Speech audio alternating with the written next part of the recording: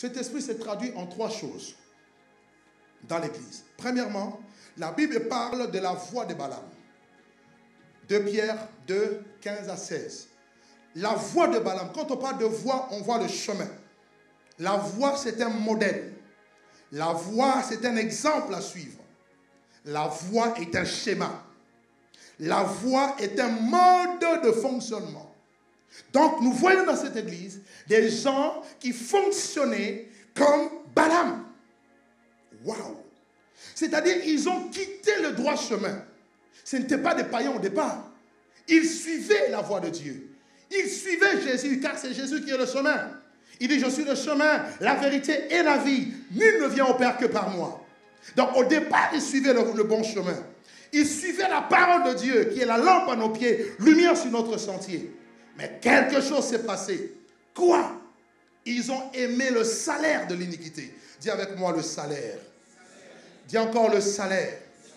Dans l'esprit de Balaam, nous retrouvons la cupidité.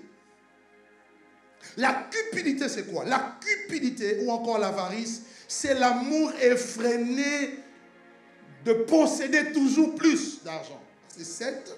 Peu importe le moyen. Balaam devin. Or, un devin n'est pas un prophète. Quand on parle d'un devin, on parle de celui qui est animé d'un esprit de divination.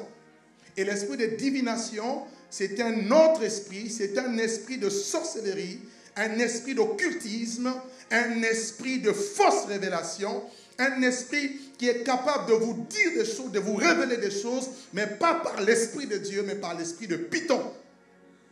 Donc l'esprit de divination est un esprit satanique. La divination fait partie de l'occultisme.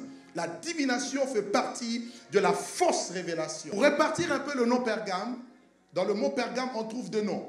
Père et puis Gam. Père signifie par et Gam signifie mariage. Donc c'est un esprit qui agit et qui travaille par le mariage. Or, le mariage est une alliance. Vous comprenez? On a vu tout à l'heure qu'il y a eu des alliances entre eux.